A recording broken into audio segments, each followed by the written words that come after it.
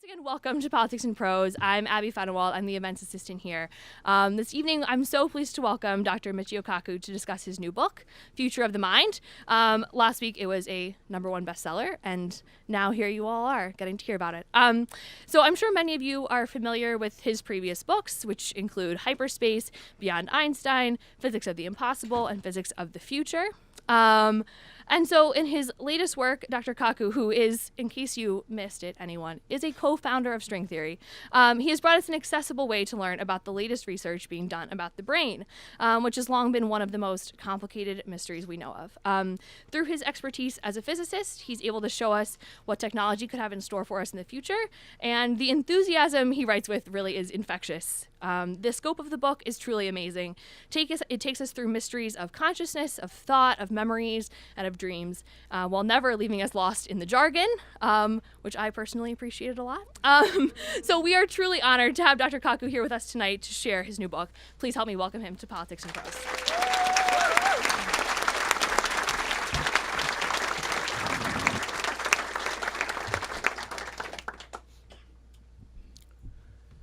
Well, after such a great introduction, I can't wait to hear the speaker myself. First of all, I have a confession to make. It's true that all these awards can sometimes backfire on you. For example, recently New York Magazine voted me as one of the 100 smartest people in New York. Great honor, I thought. But in all fairness, I have to admit that Madonna also made that same list. And next year, Lady Gaga is going to push me off the list entirely, they tell me. Now today, I'm going to talk about the future of the mind. However, it's always dangerous predicting the future. Let me quote from that great philosopher of the Western world, Yogi Berra. Yogi Berra once said, quote, "Prediction is awfully hard to do, especially if it's about the future." Well, I'm a physicist. We can predict the evolution of the universe billions of years from now. So let me quote from that other great philosopher, Woody Allen. Woody Allen once said, quote, "Eternity is an awful long time, especially toward the end." Well, you may ask yourself a simple question. What does a physicist do anyway? Well, we're the ones who invented the transistor. We invented the laser. We helped to assemble the first computer and the internet. We wrote the World Wide Web. And along the way, we also invented television. We invented radio, radar, microwaves, and don't forget, we helped to create the space program. We developed the GPS system. And we physicists love to make predictions. When we helped to assemble the internet, one physicist predicted that the internet would become a forum of high culture, high art, and high society. Well, today we know that 5% of the internet is pornography. But that's because teenage boys log on to the internet. Just wait until the grandmas and grandpas log on to the internet. Then 50% of the internet will be pornography. And before I begin a discussion of the future of the mind, you may ask yourself a question, well, what is the difference? A difference between a chemist, a physicist, a geophysicist? Let me tell you a story. During World War II, the Nazis once captured a bunch of American scientists. There was a geologist, a physicist, and a chemist. And the Nazis said, they're spies. They're going to be shot at the firing squad. So they put the geologist in the firing squad. The Nazis raised their rifles. And then, all of a sudden, the geologist said, "Earthquake! Earthquake!" Well, you can imagine the chaos. Everyone scrambled for cover, and in the chaos, the geologist snuck out. Now it was the physicist's turn. The rifles were aimed at the physicist, and he suddenly said, "Lightning! Lightning!" Well, everyone scrambled for cover, and the physicist escaped. Now it was the chemist's turn. They pointed the rifles at the chemist, and suddenly the chemist said, "Fire! Fire!" So that's the difference. Oh, So let me talk about the future. First of all, I wrote a book called Physics of the Future, and they used to say that the word physics would never enter the New York Times bestseller list. Well, I did it twice. Physics of the Impossible and Physics of the Future were both New York Times bestsellers. Physics of the Future goes 50 years, 100 years into the future, talking about the future of computers, medicine, artificial intelligence, transportation, space travel. This book actually goes 500 years into the future, when we might have time travel, starships, teleportation. And in this book, I answer the question, what happens if you go into a time machine and you visit your teenage mother before you're born, and she falls in love with you? Well, if you go into a time machine and meet your teenage mother before you're born, and she falls in love with you, you're in deep doo-doo if that happens. But today, let us talk about what's fascinated me. The two greatest mysteries in all of science deals with outer space and inner space. First, the creation of the universe, one of the greatest unsolved problems. This is what I do for a living. This is my day job. I work on something called string theory. And string theory, we think, allows us to create an equation no more than 1 inch long that will allow us to, quote, read the mind of God. But today, I'm going to talk about inner space. You see, sitting on your shoulders is the most complex object in the known universe. If we were to build a computer that can model your brain, that computer would be the size of a city block. It would consume the energy of a nuclear power plant, and it would require a river to cool it down. And yet your brain only operates on 20 watts of power. 20 watts. So when someone calls you a dim bulb, that's a compliment.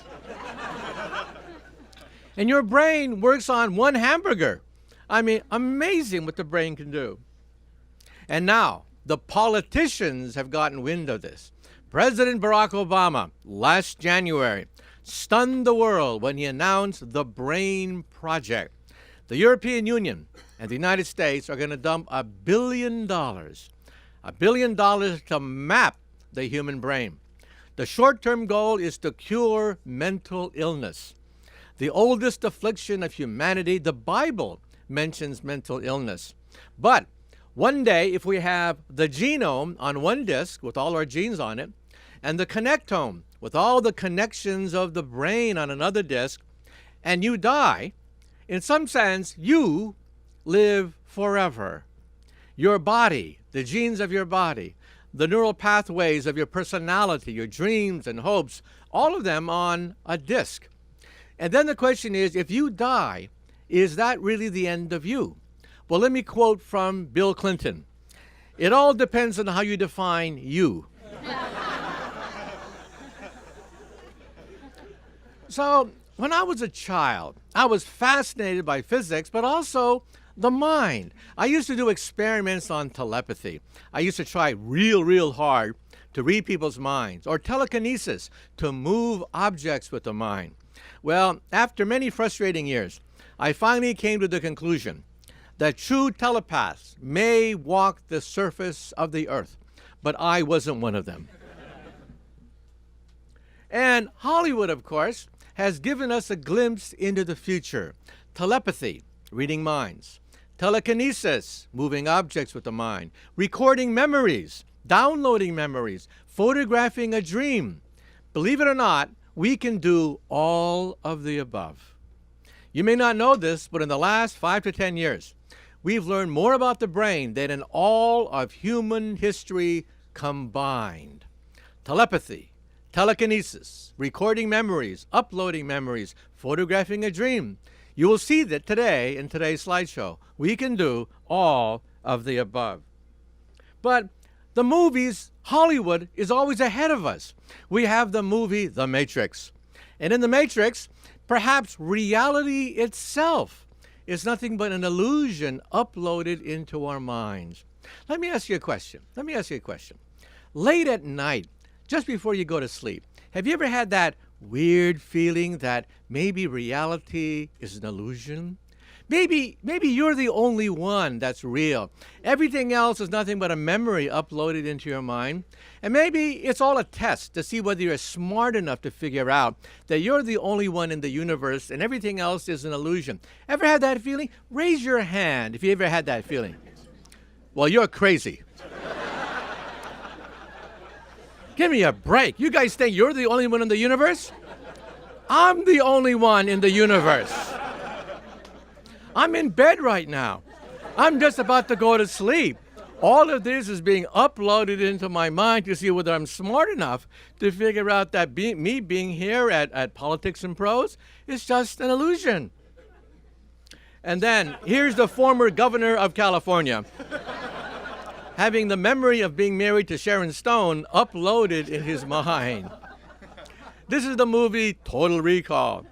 And the movie Total Recall, for 99% of the movie, he's the good guy.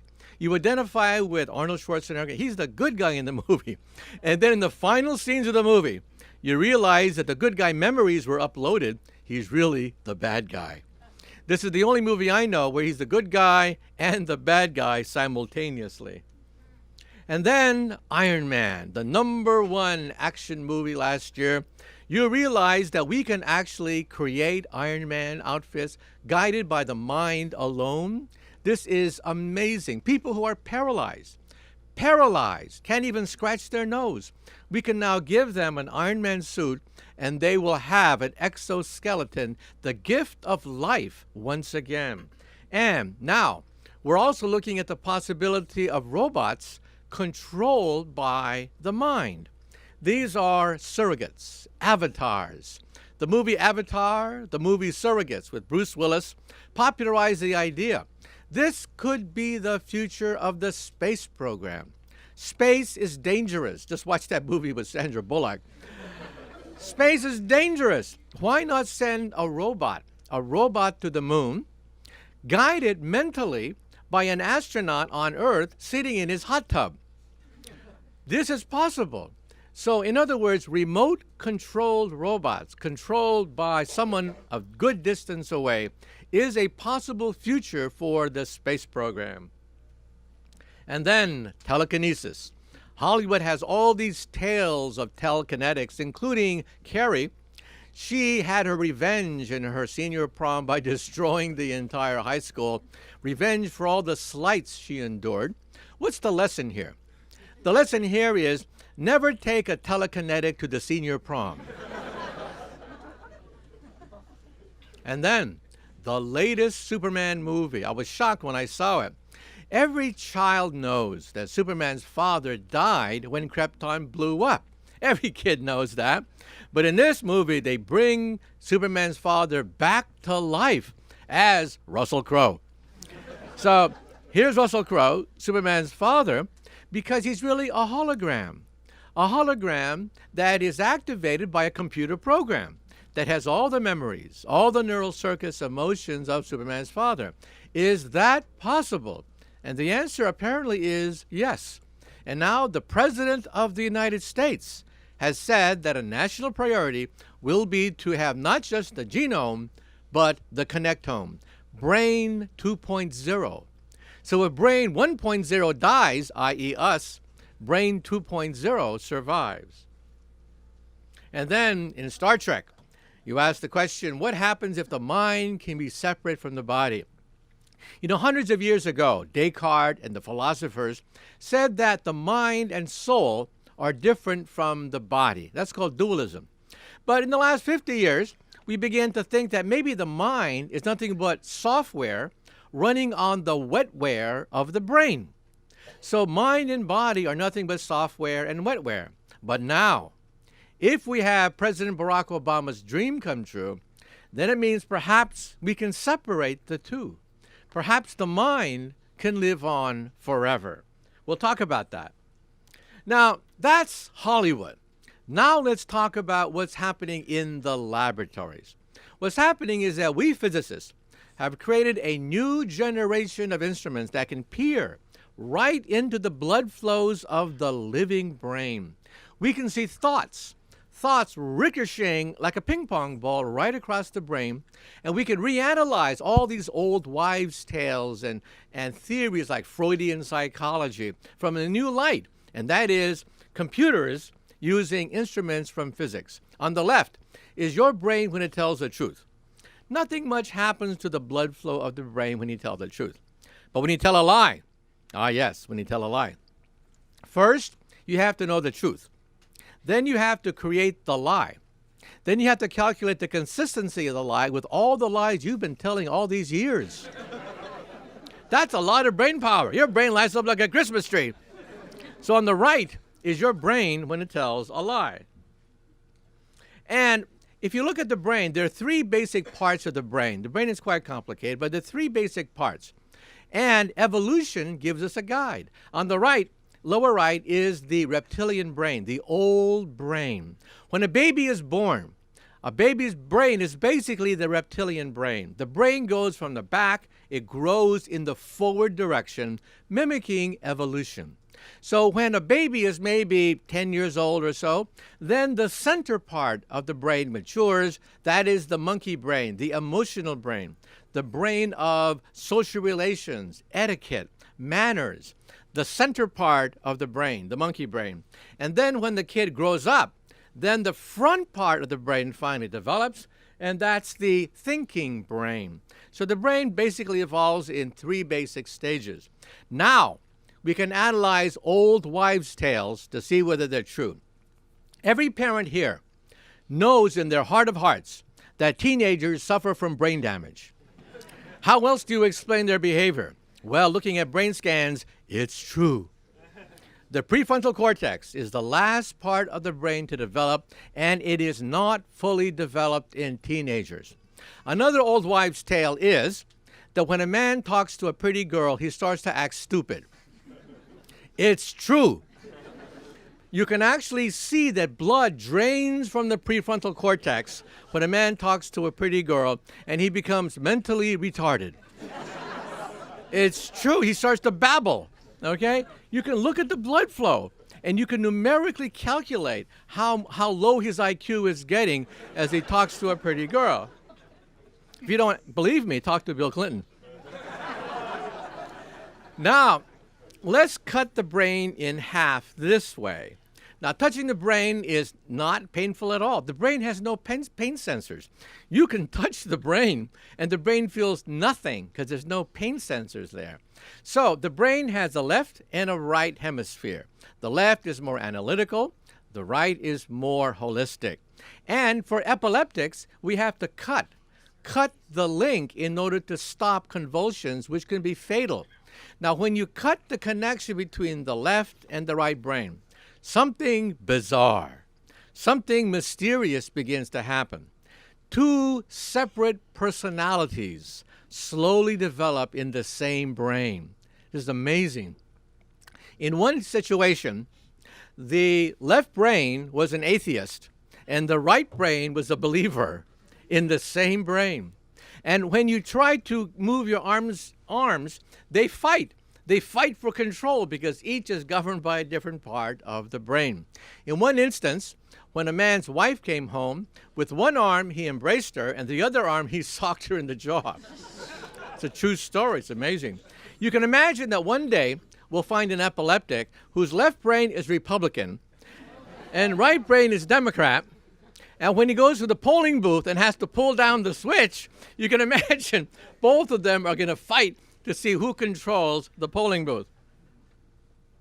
Now, back in the 1950s, this is what we did. It was clumsy. It was awkward. We put on these helmets to look at electrical activity of the brain. Not very successful at all. Today we have MRI scans, we have computers to analyze these things. So in the future, it's going to be sexy. On the upper left, already, video games are now being put via the mind. You put on a headband. The headband picks up radio from the brain. The brain is a milliwatt transmitter. And you can actually move the avatar in a video game mentally.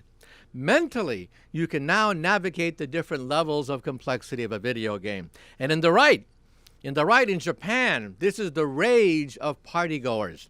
You put on a headband in Japan with 2 ears on it. When you talk to someone who's interesting, the ears light up. When you talk to someone who's a real dud, a real loser, then the 2 ears go like that. In the future, you will always know if you're going to go home alone at night. And I'm going to assign my students these headbands, so I will always know who to give an A and who to give an F to in my class simply by looking at their ears, okay? And again, this is the rage of Japan. And in the lower left, Apple computers and Silicon Valley, they're taking note of this because why bother to have a mouse? Why bother to have a keyboard? Why not simply have everything done mentally?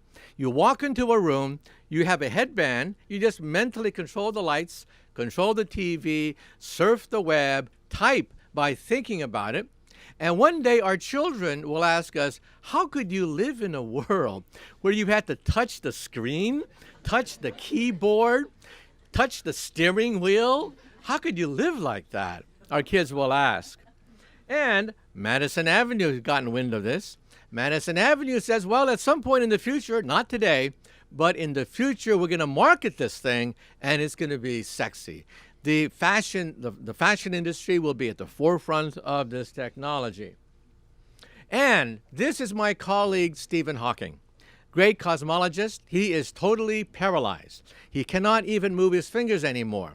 Now, we, his friends, we're all physicists. So what we did was we connected his brain to a computer. Look at his right glass.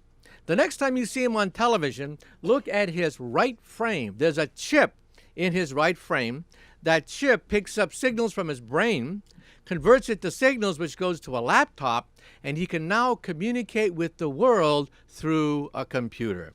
And in fact, at Brown University, they have one of the most advanced versions of this. You put a chip directly on top of the brain. It doesn't hurt because the brain cannot feel anything at all. It has no pain sensors. The chip is then connected to a laptop computer. So when you move your arm to the right, the computer knows to move the cursor to the right. You move your hand to the left, the cursor moves to the left. Now you do it mentally. Mentally, you move your hand to the right, and the cursor moves to the right. In this way, you build up a dictionary. This man here is totally paralyzed. He had a massive stroke. He is a vegetable. He can't even scratch his nose. He can't turn around. He is totally paralyzed, trapped in his body.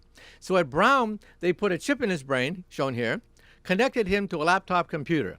He can now read email, write email, do crossword puzzles, play video games, operate his wheelchair, operate household appliances, and he is totally paralyzed. And then at Brown University, they connected this woman, who's also totally paralyzed, to a mechanical robotic arm.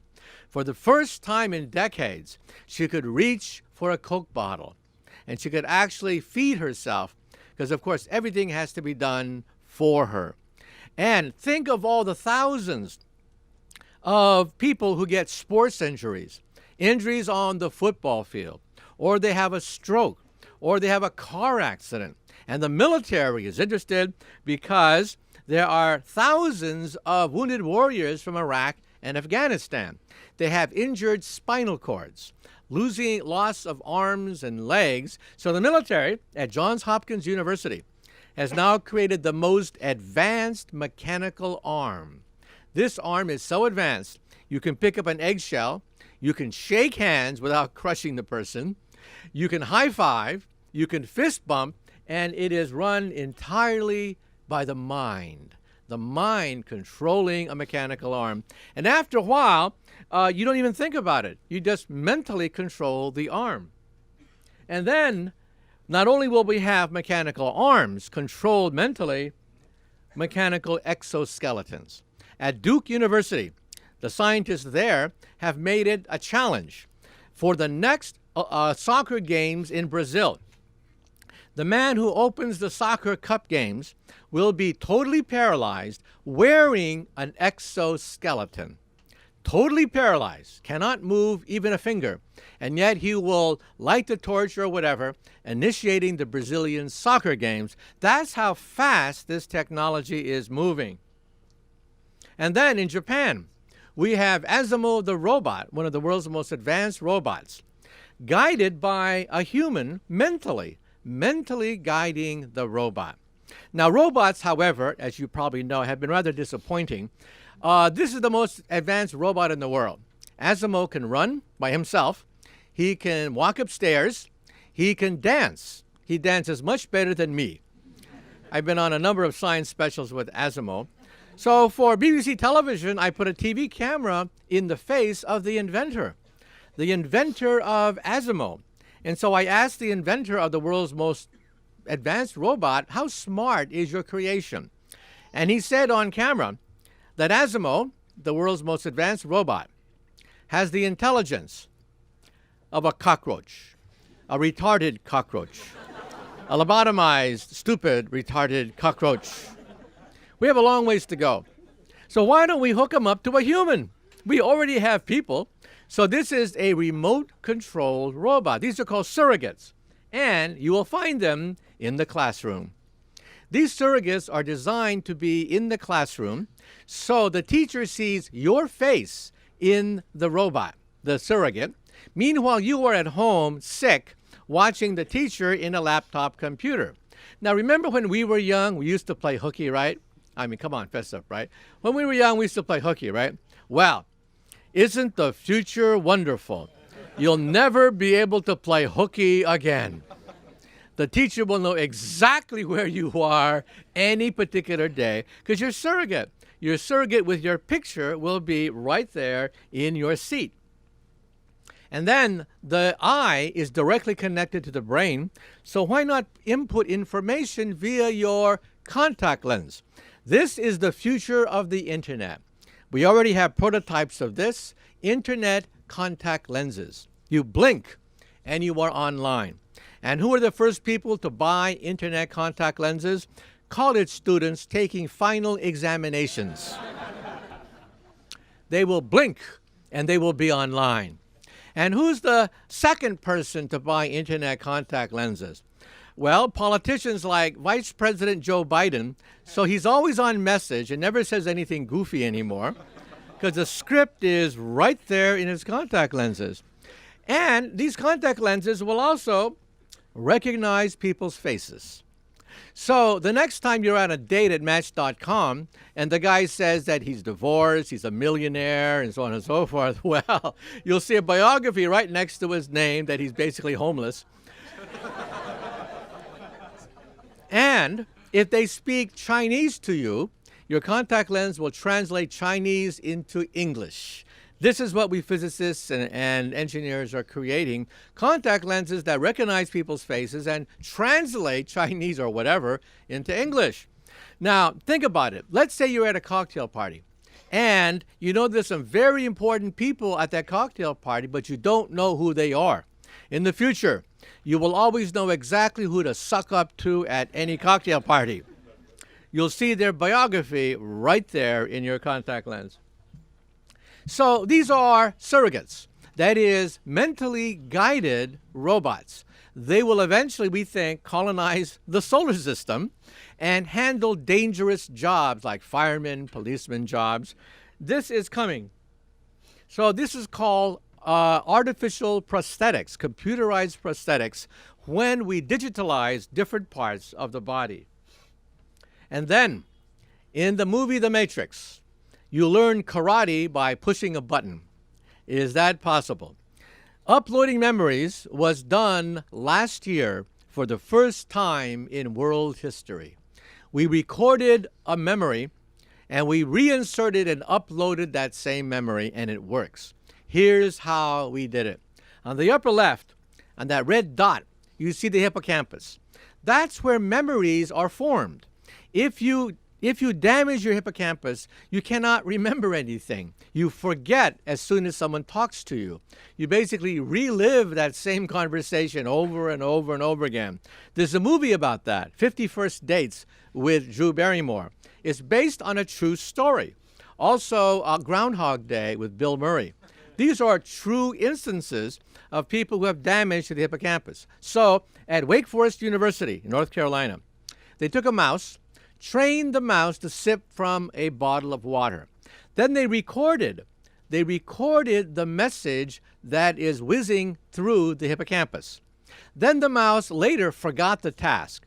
Then they reinserted that memory into the hippocampus, and bingo, the mouse remembered immediately. So, at MIT, they did the same thing. They duplicated it at MIT and even inserted a false memory into a mouse. The next goal is primates. They're going to be tape recording, for example, a monkey eating a banana, for example. They'll tape record it and then reinsert it perhaps into another monkey. And then the short-term goal is a pacemaker, a brain pacemaker for Alzheimer's patients. That's the short-term goal.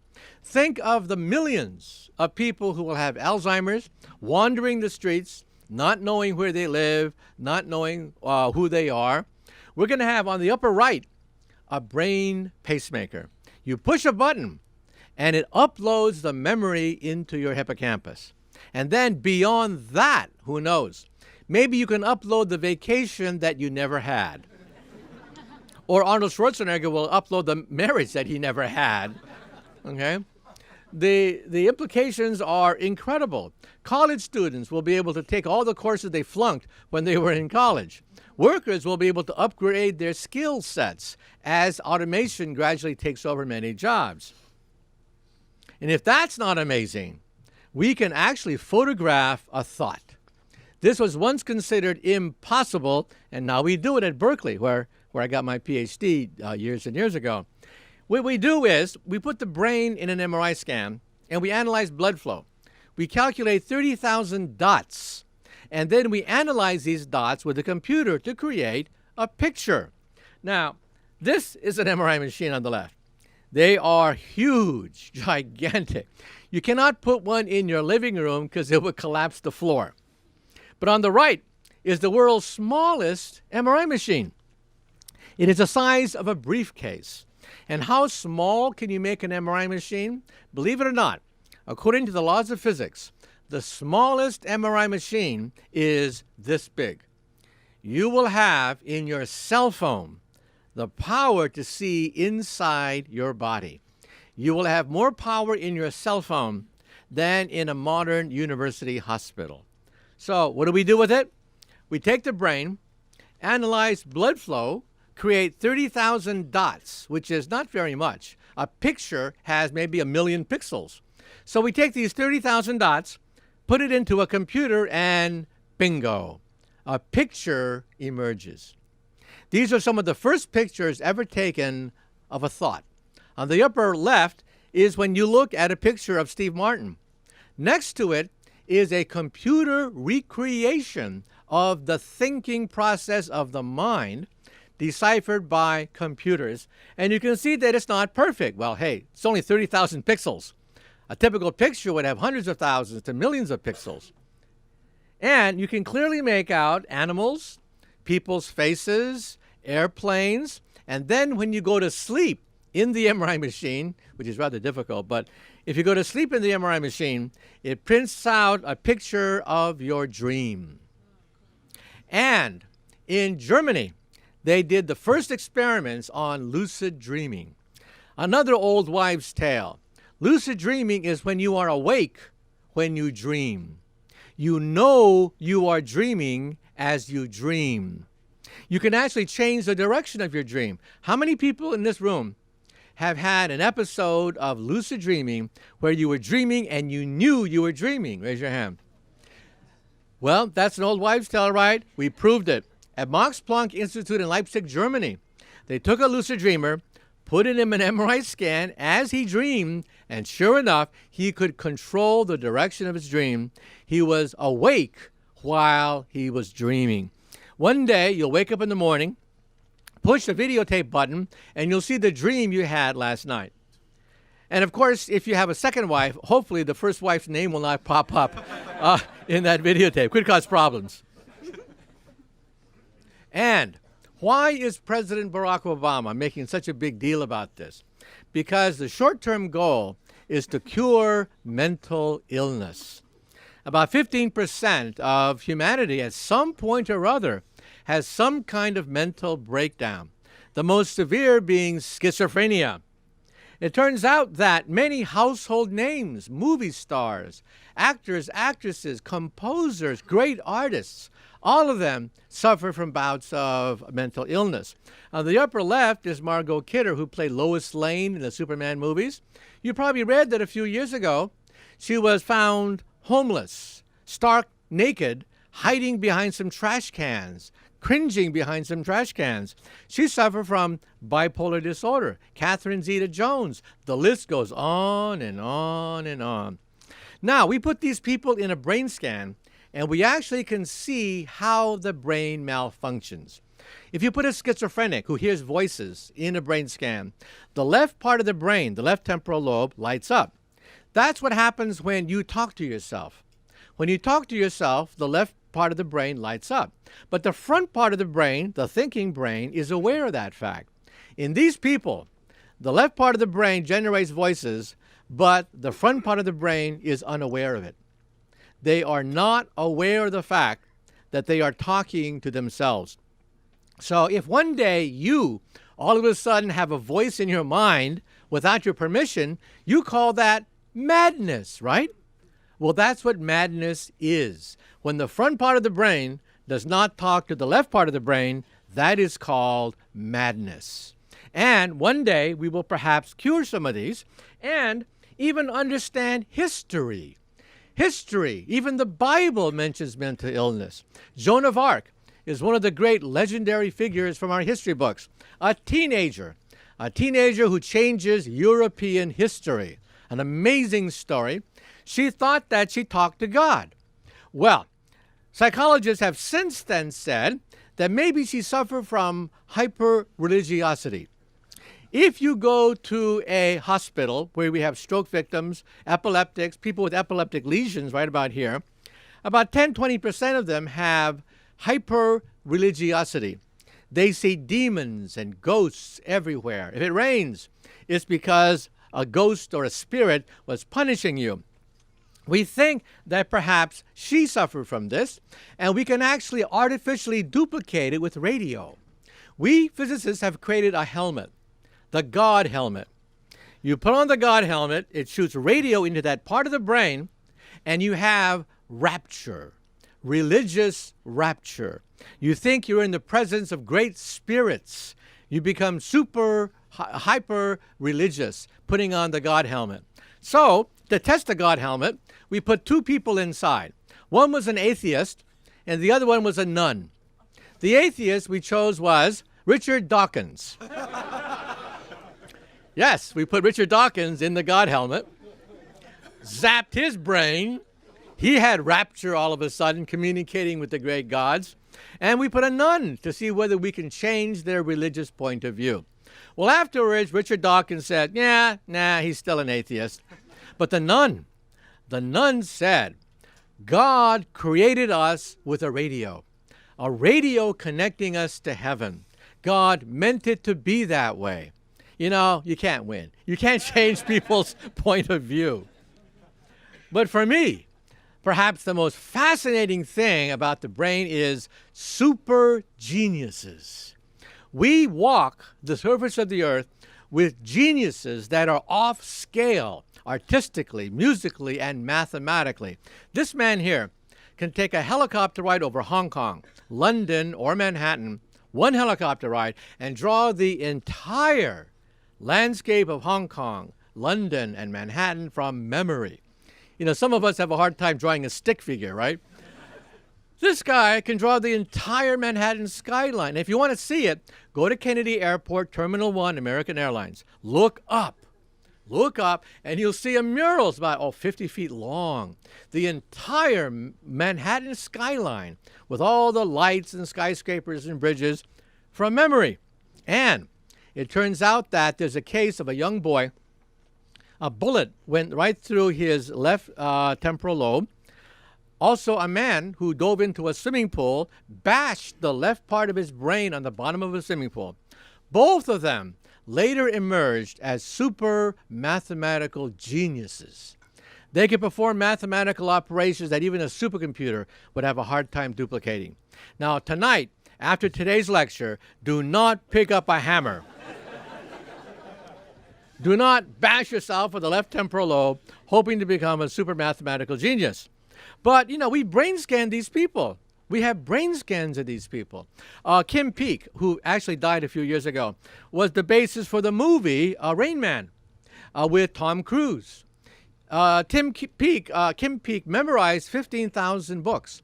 He could recite the exact page and tell you each page of the 15,000 books that he memorized. And when he read a book, he read the left page and the right page simultaneously. Try that right after today's lecture. Open up a book and try to read the left page and the right page simultaneously. Well, we brain scanned Kim Peek's brain. His brain was quite unusual, obviously. The left and the right hemispheres, the connection was cut again. And so that's why he was able to read 2 pages simultaneously. He literally had 2 brains inside one. And then, who was the greatest scientific genius of all time? According to Albert Einstein, it was Sir Isaac Newton. Sir Isaac Newton was a very strange man. He was incapable of small talk. He could not chit-chat with you. He had no friends, no girlfriends, no men friends, just no friends at all. You would not want to invite him for dinner. And if you want to see people like this, just watch The Big Bang Theory on CBS television. Clueless with women, totally socially awkward. This is called Asperger's syndrome. The creator of mechanics, the universal law of gravitation. Paul Dirac, the creator of quantum field theory. Both of them, we think, suffer from Asperger's syndrome. I interviewed one of these people for my radio show, Daniel Tammet. He memorized pi to about 15,000 decimal places. It took him about 8 hours. 8 hours, 3.1419. I mean, I can't go beyond that. He just went on going for 8 hours, right? So I asked Daniel, how do you do it? How do you memorize 15,000 decimal places? And he says, oh, it's easy. I just associate a color with every digit. And I said, well, that's nice. How do you memorize 15,000 colors? And he said he really didn't know. Now, this is called eidetic memory. We've analyzed these people. Television specials have been done about them. We have a theory about them. You see, every textbook says that the brain records, but then memories dissolve with time. Given time, memories fall apart and decay. Every textbook says that. Now, maybe we don't believe that anymore. Some people now believe that forgetting is a very precise biochemical process. So the brain records, and then the brain erases. In these people, the erase button is broken. In other words, they have forgotten how to forget. Remember, all the theories of super geniuses relies upon the memorizing process. They must have incredible memorizing abilities. No, it's not that at all. We now believe that it's the forgetting process. These people don't forget. They remember exactly what they were doing 30 years ago, May 2nd, 4 o'clock in the afternoon. So why don't we have it? We have this capability. We're genetically almost identical to these people. We have this capability. But you see, evolution gave us the erase button because it is actually bothersome to have this photographic memory. One woman in Los Angeles, you probably saw her on television, they interviewed her. She sees a split screen. One part of the screen is today as it evolves. The other is a day 30 years ago that she is reliving second by second. And it's annoying. For her, it's annoying. However, I wouldn't mind having that capability doing a calculation or in college. And then Einstein, the greatest genius of modern times. Believe it or not, his brain is still with us. When he died in 1955, unknown to everybody, the doctor held Einstein's brain in his hand, and he had this existential shock, realizing that he had in his hand the greatest genius of modern times, a certified genius. What did he do? He put it inside a bottle and put it in his living room for 30 years. He kept it in a cooler in his living room. He drove across country, put Einstein's brain in a mayonnaise jar, and took it all the way to Berkeley. Well, the brain is now at Princeton. And you can actually see the brain. There have been a number of specials on it. The brain is different. And in the book, I won't go into the details, it actually analyzes Einstein's brain. And then, if we have all these knowledge of the thinking brain, why not reanalyze Sigmund Freud? Freud had all these bizarre theories of Oedipus complex and superego and ego and id, libido, right? Well, now we can. We can now actually see the libido, the superego, and the id at work as blood flows ricocheting across the brain. For example, the pleasure center, the libido, we found it. It's called the nucleus accumbens. It's dead center inside the brain. And if you take a mouse and put 2 electrodes in the mouse's nucleus accumbens, the pleasure center, and hook it up to a telegraph key that the mouse can then tap, the mouse will hit the telegraph key, exciting its pleasure center, twice a second until it dies of starvation. So they next took a dog and a cat. Finally, they went up to a dolphin. The dolphin could swim forward, hit an electrode, and excite its own pleasure center. The dolphin would then hit it a few times a second until it realized, I am dying. I will die. At that point, the dolphin stopped, got some food, and then came back. Dolphin's not stupid. Well, I'm going to try to wrap up because I want to get to signing your books. But consciousness, I also have a discussion of consciousness. I think that you can numerically rank consciousness. You know, there have been 20,000 papers written about consciousness by poets, musicians, philosophers, scientists. 20,000 papers written about consciousness. Never in the history of science have so many written so much to produce so little. Well, I give a numerical ranking. I'm a physicist. We like to rank everything, give numbers for everything. And I believe that even animals are conscious. Most scientists would say that only humans are conscious. In fact, that's the dominant point of view. Only humans are conscious. I'm a physicist, not a biologist. We believe in continuums. So animals like cats and dogs, I think, are conscious, except they have a different kind of consciousness. For example, how many people here in this room have a cat? Raise your hand. Oh, quite a few, right? Well, when you come home, doesn't the cat come up to you and purr and rub next to your leg? And you say, oh, nice putty tat. And then the cat goes, huh, and then stomps off by itself. Ever notice that? Well, if you could brain scan the cat's mind, you would have a totally different point of view. When you come home, the cat says, I have to mark this human with my hormone. So it's marking its property. I own this human. Other cats, stay away. This is my property. I've trained this human to feed me twice a day. I trained this human. Good human. Good human. And why does the cat go off by itself? Because the cat is descended from the wild cat. It's a solitary hunter. Its brain architecture is for not packs, but solitary hunting. That's why the cat goes, huh, and goes by itself after rubbing itself on you.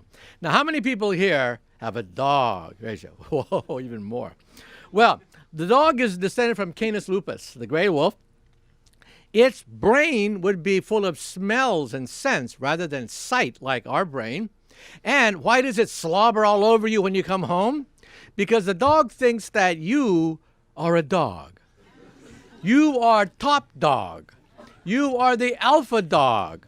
Because what holds the pack together? The alpha dog holds the pack together. Every dog knows exactly where it stands in the hierarchy. Top dog eats first, beta dog eats second, and delta dog eats last. That's why you eat first, okay? So the next time you eat first at the dinner table and give those scraps to the dog, that's the order of things. That's the brain's pecking order. So you see, I think that even animals have consciousness. In fact, I will go even further and say that the unit of consciousness is one feedback loop. One unit of consciousness, like a thermostat. I believe that a machine is conscious. A thermostat has one unit of consciousness. A plant may have 10 units of consciousness. It registers temperature, it registers moisture, salinity, sunlight, direction of gravity. A plant may have 10 units. And then the back of the brain is the ancient brain, the reptilian brain. I call that level 1 consciousness. Alligators understand their position in space, not much more. And then as you go forward in evolution, you get the monkey brain, the social brain, the brain of pecking orders, emotions, social hierarchy, manners. That's level 2 consciousness. And why are we different from animals? I say we are different from animals because we plan for the future. Animals do not. Animals have no concept of tomorrow. If you have a dog, train your dog to understand tomorrow. And you will find you cannot. Animals, for the most part, live for the moment. We plan, we scheme, we strategize. We can't help it. Now, you may say to yourself, let's say I don't believe in your theory. There must be something outside your theory, like humor, a joke. A joke is so ephemeral. How can you possibly rank a joke? Well, I can. You see, when you hear a joke, first you hear the joke, and then you complete the ending by yourself. You have no choice. Your brain constantly completes the future, and then when the future is different from what you thought, it's funny. For example, Teddy Roosevelt's daughter, who was one of the leaders of the gossip community in the White House, she once said, quote, "If you have nothing good to say about somebody, then please come sit next to me." And W.C. Fields was once asked, "Are you in favor of social activities for youth?" And then W.C. Fields says, "Am I in favor of clubs for youth? Yes, but only if kindness fails." And then the Bible says, "Do unto others as you would have them do unto you, except do it first." Now, why are these, quote, funny? Because your mother told you that if you have nothing good to say about somebody, don't say anything at all. And so when you hear the twist that "come sit next to me," it's funny because you can't help it. Your brain predicts the future. And when there's a twist at the end, it is, quote, funny. And evolution gave us this ability because in the forest, there are many unexpected things that happen. I'm running out of time, so I'm going to skip the discussion of robots. But as I said before, President Barack Obama wants to create Brain 2.0, a disk with all the connections of our brain, and maybe mental illness will be revealed as a miswiring of the brain. For example, bipolar disorder. Some of our greatest artists had bipolar disorder.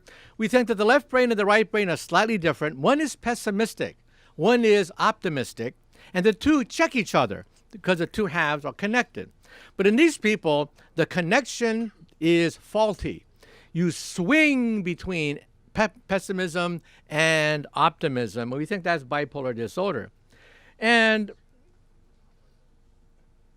then one day, the internet will become a brain net. That is, emotions, feelings, sensations will be sent on the internet because we can record these things now. Teenagers will go crazy on Facebook. Teenagers already put happy faces. They put little squiggles trying to denote emotions. In the future, teenagers will send the feeling of their first kiss, the first date, the first senior prom on Facebook. They will go crazy on the internet. Now, let me end on one last note, and that is in the far future. Now we're getting into science fiction. Everything up to now has been science fact. In science fiction, we talk about the mind exploring the universe. Well, if we have the connectome, then why not put the connectome on a laser beam and shoot the laser beam at the speed of light into outer space? This could be the cheapest way to explore the universe. No booster rockets. You ever see the movie Gravity with Sandra Bullock? No space accidents, no cosmic rays, just pure light beams carrying our connectome into outer space. And now, what I'm going to do is close and then take a few questions. Then I'll sign your books. And remember, after I sign your book, you can go to eBay and make money. Okay? That's right. My signed books actually make money. You can make money tonight. Okay? So, let me end on one final story. When I was a child, my role model was Albert Einstein. And my favorite Einstein story is this. When Einstein was an old man, he was tired of giving the same talk over and over again. So one day his chauffeur came up to him, and the chauffeur said, "Professor, I'm really a part-time actor. I've heard your speech so many times I've memorized it. So why don't we switch places? I will put on a mustache. I will put on a wig. You will put on a chauffeur's hat and jacket, and I will be the great Einstein, and you can be my chauffeur." Well, this went along famously until one day, a mathematician in the back asked a very difficult question. And Einstein thought, oh, the game is up. But then the chauffeur said, "That question is so elementary that even my chauffeur here can answer it for you." Thank you very much. You've been a great audience.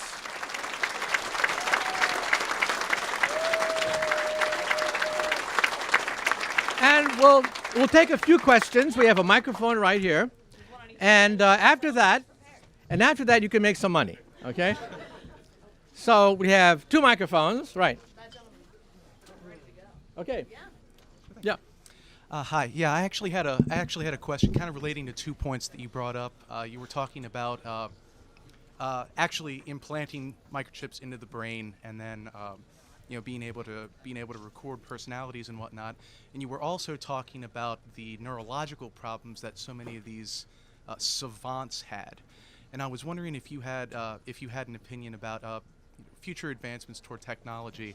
Do you think there's any possibility of simulating those savant-like abilities in our own consciousness, using that technology to regulate those, so that maybe it's not so detrimental to day-to-day life?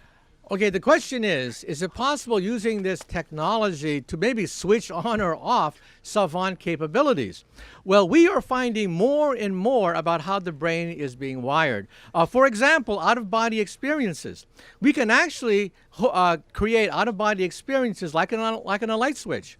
When you open the brain of an epileptic and you look at the juncture between two parts of the brain, the visual part and the motor part, and excite the boundary between them, the brain gets confused and you have out-of-body experiences. So we can actually induce out-of-body experiences like turning on a light switch.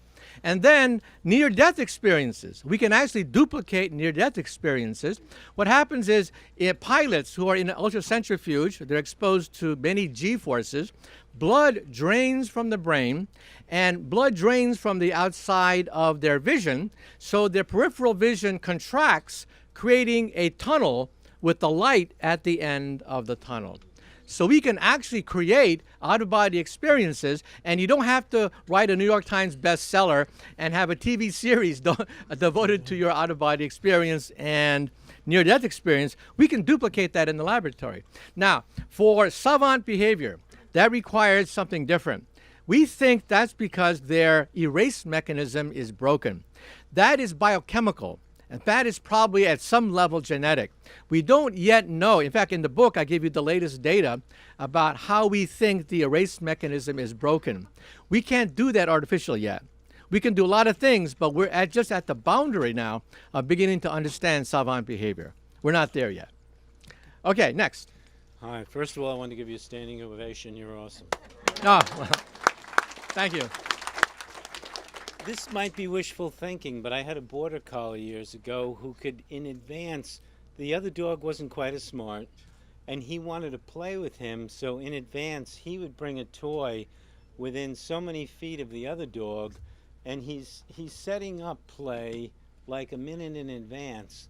And I was hoping that was, even as a proto version of possibly predicting the future, was setting up a future event. Yeah, well, animals can see the future a little bit. For example, a hunter. A hunter has to have camouflage, stalk, hide in the bushes, anticipate the motion of the prey.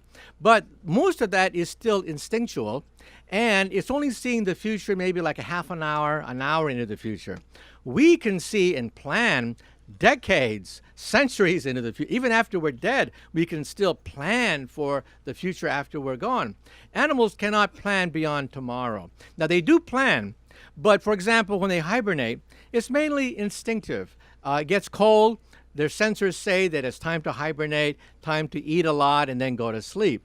They don't plan to winterize their home, pack up their bags, and get winter clothes, right? We do. So there is a little bit of planning because I believe in a continuum of consciousness. So animals will plan to a degree, but not beyond tomorrow, I think. Okay, real quick second part question. If you could make an animal smarter by inserting into the animal's brain a chip, you think that may ever happen one day? Well, in my book, I have a whole chapter about Planet of the Apes. Is it possible to take a chimpanzee and make him intelligent? Okay. We are 98.5% genetically identical to a chimpanzee. So we have now sequenced all the genes separating us from a chimpanzee. And sure enough, we found the ASPM gene, which actually exploded our cranium. We found the gene for dexterity of the fingers. We found the gene for vocal cords so they can articulate speech, all of which is important for becoming intelligent. And we also found the gene for upright behavior to free up your arms. Now, if you take a chimpanzee and genetically modify them to have a bigger brain size, better dexterity with the hands, better vocal cord, upright posture, what do you get? You get a human. So we already have them, right? Just like outside. So we don't have to turn chimpanzees to humans. We can do it now because we have found the genes that separate us from the chimpanzees. But we already have lots of humans. So I think there's not going to be much interest in that. Okay. But it is an ethical question that you raise. At Harvard, for example, they realized that we have now found the genome for the Neanderthal. And so they estimate that for $30 million, you can probably bring a Neanderthal baby back to life again. Okay, they even worked out the details of how they might do it. But then there's an ethical question. If you have a Neanderthal baby, do you put him at Harvard or a zoo? I mean, the mind boggles at these kind of ethical questions, yeah? So the surrogates for exploring outer space sound very interesting, but isn't there like a fundamental limitation, which is the speed of light? That's right. Will cause delayed reactions with moving them? Yeah, it takes about a little over a second for you to communicate with an astronaut on the moon. So going to the moon via surrogates is ideal because there's only a second delay. Now Mars is up to 20-minute delay. So it's not such a good thing going to Mars because of the speed of light. There is a delay problem. But again, for most operations, near-Earth operations in space, space station, space shuttle, the moon, the speed of light is not such a big deal there. And that's why we think that surrogates could become the pioneers for outer space. For example, it costs $10,000 a pound to put you in orbit. That is your weight in gold. Imagine your body made out of solid gold. That's what it costs to put you into outer space. Why does it cost so much? Because of life support. Life support uses up most of the valuable ingredients to put you on the moon.